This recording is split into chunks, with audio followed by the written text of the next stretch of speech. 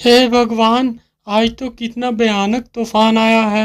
यदि इसी प्रकार बारिश होती रही तो मेरी तो सारी फसल नष्ट हो जाएगी। प्रकाश एक बहुत ही सच्चा और ईमानदार व्यक्ति था। वो अपने बूढ़े माता पिता के साथ इसी घर में रहता था। पूरी रात जोर जोर से बारिश और तूफान होता रहता है।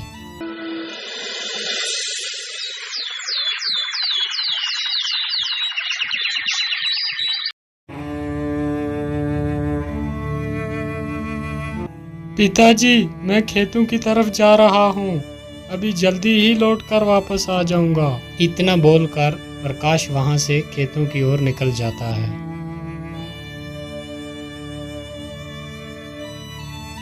प्रकाश चलते चलते फिर अपने खेतों के पास पहुंच ही जाता है और वो क्या देखता है कि उसकी अपनी सारी फसल जो थी वो नष्ट हो चुकी है। हे भगवान, ये क्या हो गया? अब मैं क्या करूंगा? मेरी तो सारी फसल नष्ट हो चुकी है। अनाज कहाँ से लाऊंगा और अपने बूढ़े माता पिता को क्या खिलाऊंगा? बेचारा प्रकाश वहाँ पेड़ के नीचे बैठकर बहुत देर तक रोता रहता है।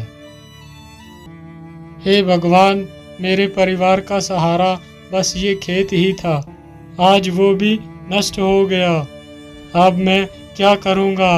अब तो यहाँ रहकर मैं अपने माता पिता का पेट नहीं भर पाऊंगा।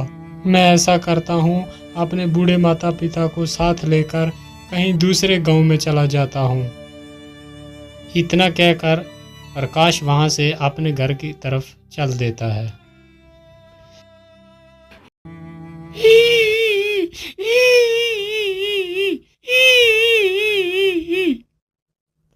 अरे, ये आवाज किसकी है? कौन रो रहा है इधर? मुझे तो लगता है कोई मुसीबत में फंसा हुआ है।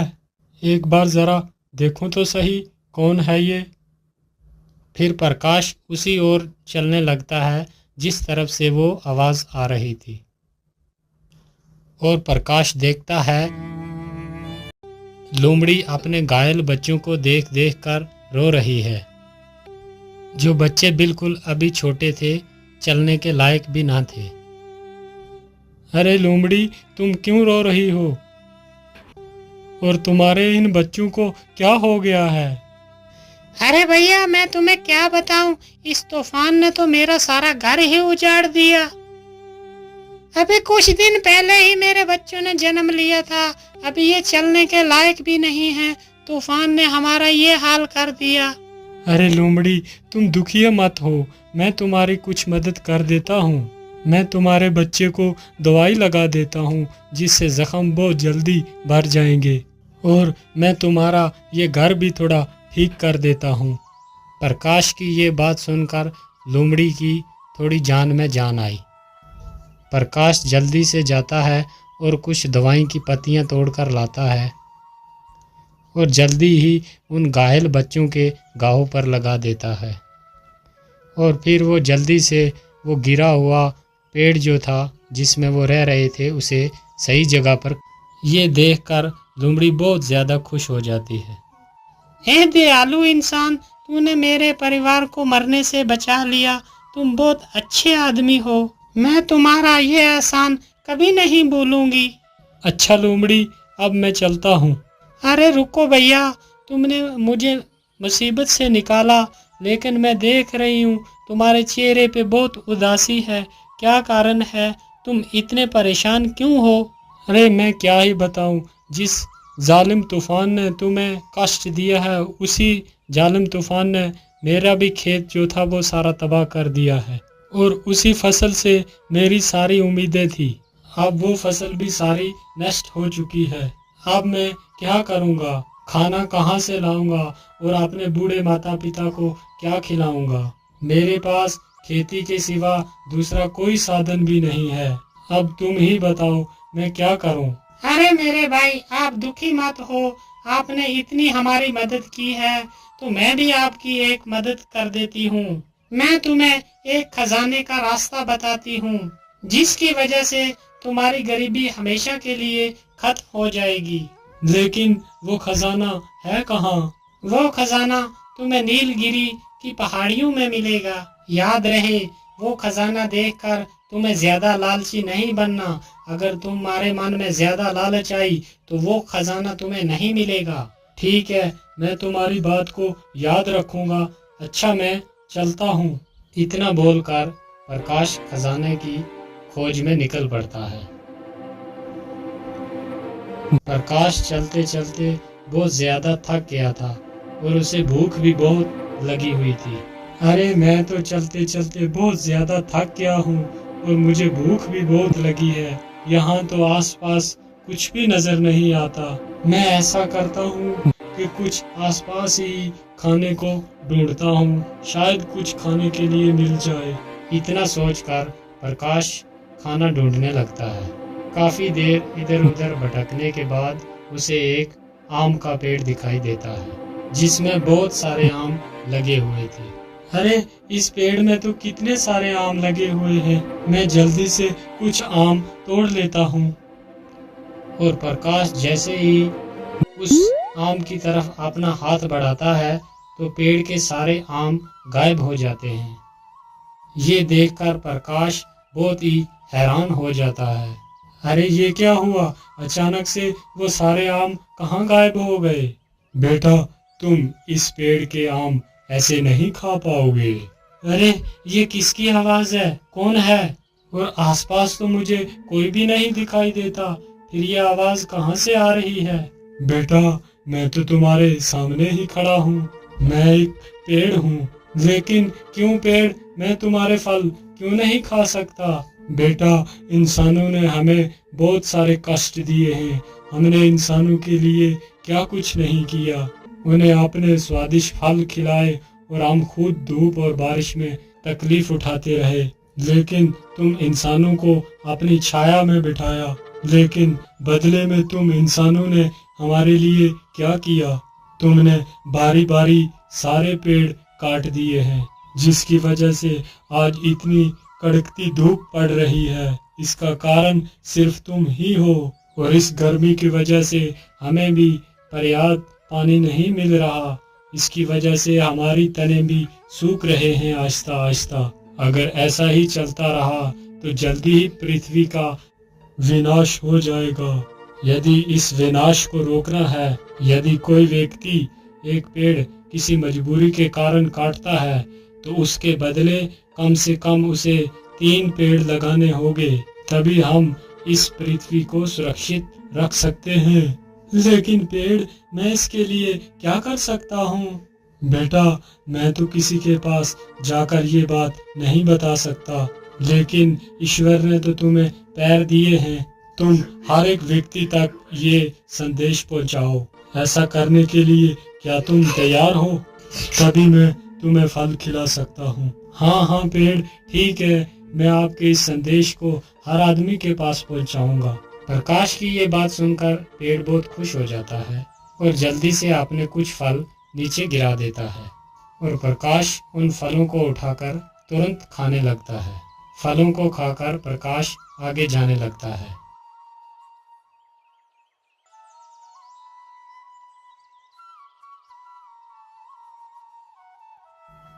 अरे बाप रे बाप, इतनी जोर की धूप पड़ रही है और इस धूप में चलना तो बहुत मुश्किल हो रहा है और मुझे बहुत सारी प्यास भी लगी है, लेकिन नदी तो पास में ही है। चलो थोड़ा सा पानी ही पी लेता हूँ।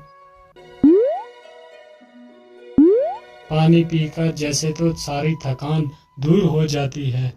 अरे, पानी के भीतर ये क्या है जो इतना चमक रहा है? और प्रकाश अपना हाथ उस पानी में डालता है और जल्दी ही उस चमकते सिक्के को बाहर निकाल। अरे, ये तो सोना है, लेकिन इस नदी के भीतर ये सोना आया कहाँ से? वो नदी उसी नीलगिरी पहाड़ी से होकर गुजरती थी, जिसकी वजह से कभी कभी सोना उस नदी में बहकर आ जाता था। इसका मतलब ये नदी नीलगिरी पहाड़ी से होकर आती है। चलो जल्दी से मैं गुफा के पास जाता हूँ।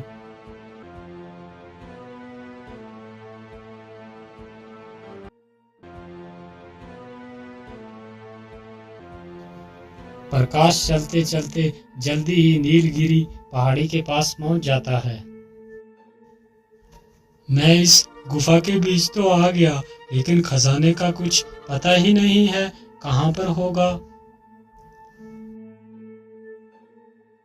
अरे ये क्या, एक पत्थर के नीचे से इतना सारा पानी कैसे आ रहा है? कहीं इस पत्थर के पीछे ही वो खजाना तो नहीं छुपा हुआ है। चलो इस पत्थर को ही हटा कर देखता हूँ। प्रकाश जैसे इस पत्थर को हाथ लगाता है, वो पत्थर अपने आप दूर खिसक जाता है।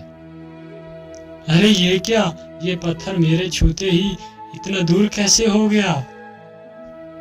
और देखता है गुफा की हर तरफ सोना ही सोना पड़ा हुआ है। अरे बाप रे बाप, यहाँ पर इतना सारा खजाना पड़ा हुआ है। कहीं मैं कोई सपना तो नहीं देख रहा? क्या ये हकीकत है? अरे नहीं नहीं, ये कोई सपना नहीं है, ये हकीकत ही में ही सोना है। चलो मैं अपनी जरूरत के हिसाब से ही सोना ले लेता हूँ। और प्रकाश एक पोटली भरकर सोना ले लेता है। आहा, इतना सोना मेरे जीवन के लिए बहुत काफी है। इतना कहकर प्रकाश सोने की पोटली अपने सिर पर रखकर वहां से निकल पड़ता है। रुक जाओ, कौन हो तुम और इस पोटली में क्या लेकर जा रहे हो? क्या हुआ, तुम कुछ बोल क्यों नहीं रहा? इस पोटली के भीतर क्या छुपा के रखा है तुमने? अरे सरदार, ये ऐसे आदमी नहीं बताएगा। हम इसकी पोटली छीनकर खुद ही देख लेते हैं कि इसकी पोटली के भीतर क्या रखा है। हाँ जोरावर सिंह, तुम जल्दी से इसकी पोटली छीन कर ले आओ। बेचारा प्रकाश डर जाता है और उस पोटली को उस डाकू को दे देता है। अरे वाह, इसमें तो बहुत सारा सोना है। अरे युवक, तुम्हें ये सोना कहाँ से मिला? जल्दी से बताओ, वरना मारे जाओगे।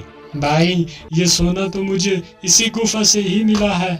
वहाँ पर तो ढेर सारा सोना पड़ा है। मैंने अपनी जरूरत के हिसाब से थोड़ा ही सोना लिया है। क्या कहा? इतना सारा सोना? और जिस सोने को हम वर्षों से ढूंढ रहे हैं, और वो सोना तुम्हें मिल गया? हाँ भाई, वो सोना मुझे ही मिला है। और चल जल्दी जल्दी, और वो बता मुझे सोना कहाँ पर है, नहीं तो तुम्हें मारकर इसी गुफा में दफना देंगे। ठीक है भाई, अब मुझे कुछ मत करना, मैं आपको उसी गुफा के अंदर ले चलता हूँ। और जल्दी से जाकर उस बड़े पत्थर के पास रुक जाता है। क्या हुआ, तुम यहाँ पर क्यों रुक गए? यहाँ पर तो कोई सोना नजर नहीं आ रहा। अरे भाई, इस पत्थर के पीछे ही तो वो खजाना छुपा हुआ है। क्या इस पत्थर के पीछे वो खजाना है? लेकिन तू इस पत्थर के पीछे गया कैसे, और तुमने अकेले ने ये रास्ते से हटाया कैसे? अरे दुष्ट, तू मुझे मूर्ख बना रहा है कि तूने अकेले ही नहीं ये इतना बड़ा पत्थर हटा लिया, जबकि हम सारे लोग मिलकर इस पत्थर को दिन भर नहीं हिला सके, और तूने इस पत्थर को अकेले ही हटा दिया। नहीं भाई, मैं झूठ नहीं बोल रहा, मैंने सचमुच अकेले ही इस पत्थर को हटाया था और इसके अंदर मैं गया था। यदि ऐसी ही बात है तो तू मेरे सामने ही इस पत्थर को हटा, जरा मैं भी तो देखूं कि तूने अकेले ही इतने बड़े पत्थर को कैसे हटा दिया। ठीक है भाई, मैं अभी इस पत्थर को हटाता हूँ। इतना कहकर प्रकाश जैसे ही उस पत्थर को छूता है, वो पत्थर अपने आप दूर खिसक जाता है। पत्थर दूर खिसकते ही गुफा का सारा खजाना साफ साफ दिखाई देता है। खजाना देखकर तीनों डाकू तो पागल ही हो जाते हैं। अरे वाह वाह वाह, इतना सारा खजाना है। आखिरकार ये सोना हमारे हाथ लग ही गया। अब तो हम ही इस सारे खजाने को उठाकर ले जाएंगे। डाकू के इतने बोलते ही गुफा का दरवाजा अपने आप बंद हो जाता है। तीनों दुष्ट डाकू उसी गुफा के अंदर फंस जाते हैं और प्रकाश अपनी उस सोने की पोटली को उठाता है और वहां से भाग जाता है। और वो डाकू तीन के तीन अंदर ही उस गुफा के दम घुट के मर गए।